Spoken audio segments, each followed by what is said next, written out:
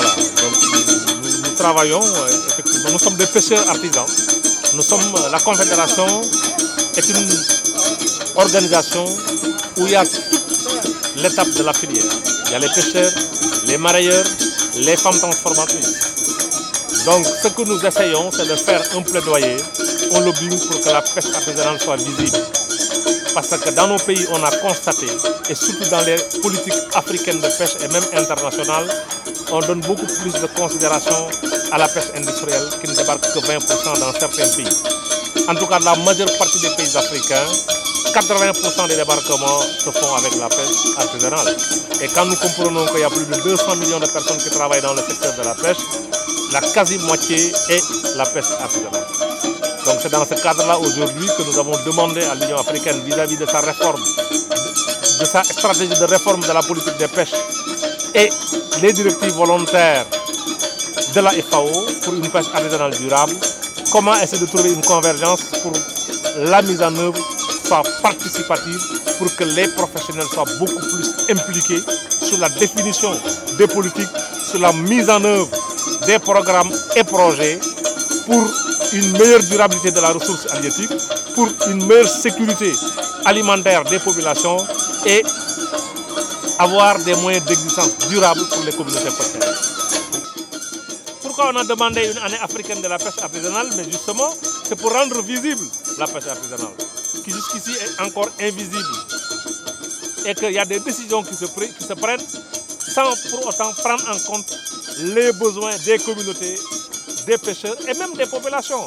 Parce que comme j'ai dit tantôt, l'Afrique se nourrit de poissons. Et aujourd'hui, il y a certains dirigeants, ou bien en tout cas certains pays qui pensent qu'on doit développer l'aquaculture. On est d'accord sur le développement de l'aquaculture, mais que ça soit une aquaculture qui n'est pas basée sur la farine de poisson.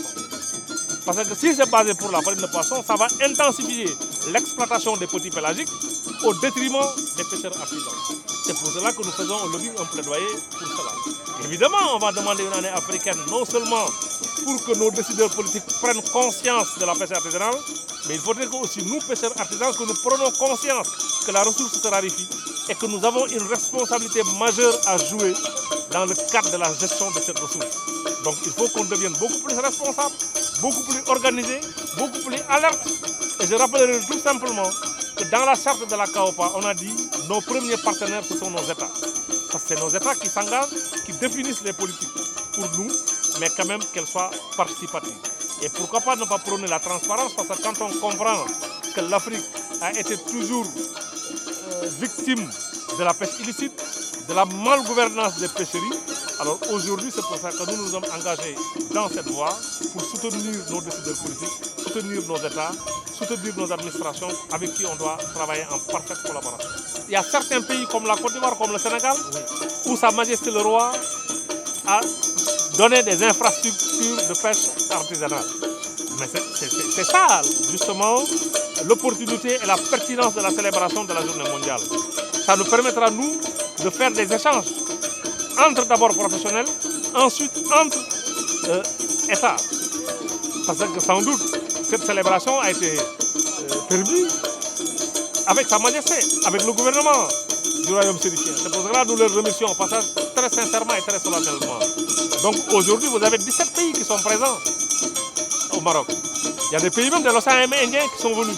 Donc il y a la Confédération marocaine qui est membre de la CAOPA. Il y a la plateforme maghrébine, il y a la Fédération des pêcheurs artisans.